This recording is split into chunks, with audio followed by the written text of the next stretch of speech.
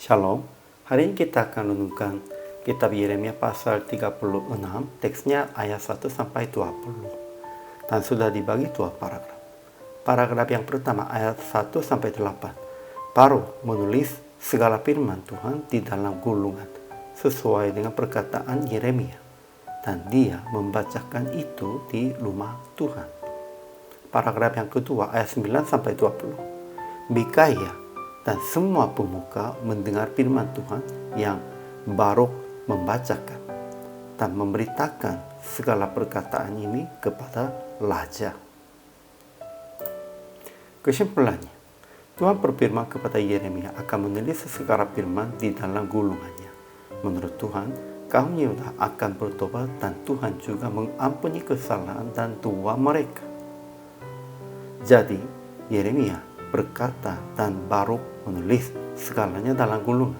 Kemudian Baruk membaca itu di rumah Tuhan. Ketika segenap rakyat di Yerusalem memakmurkan puasa, para pemuka juga mendengar berita itu. Dan mereka terkejut juga pada saat mendengar segala perkataan itu. Dan mereka ingin memberitahukan kepada raja. Ajaran tentang Allahnya. Pertama, Tuhan perintahkan kepada Yeremia akan menulis segala firman di dalam kitab gulungannya. Kedua, ia akan mengampuni kesalahan dan dosa mereka apabila kaum Yehuda mendengar firman-Nya dan bertobat dari tingkah langkahnya yang jahat itu. Memang tujuan Tuhannya bukan hukuman, melainkan tujuannya mengampuni kesalahan kita.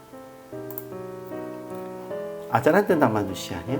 Pertama, Yeremia memanggil Baruk bin Neria untuk menuliskan dalam kitab gulungan itu langsung dari mulut Yeremia segala perkataan yang telah berfirmankan Tuhan kepadanya. Kemudian Yeremia mengutusnya supaya membacakan itu kepada orang banyak di rumah Tuhan. Kedua, apabila Baruk membacakan perkataan-perkataan Tuhan dari kitab itu di rumah Tuhan, Mikaya mendengar itu lalu turun ke istana raja, ke kamar panitera, dan dia memberitahukan kepada mereka segala firman yang telah didengarnya.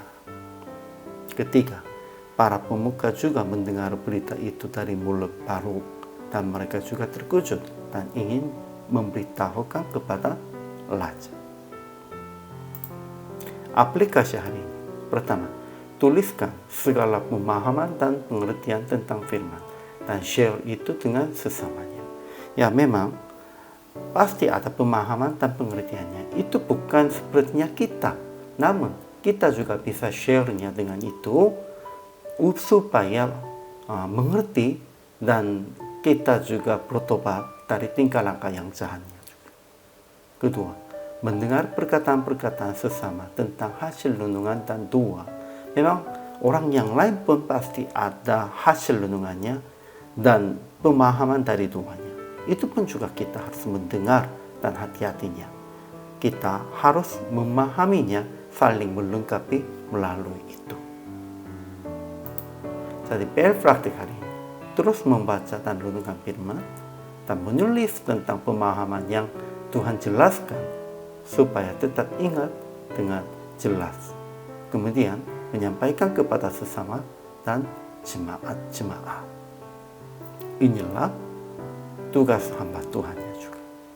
Hari ini juga selama melayani, Tuhan Yesus memberkati.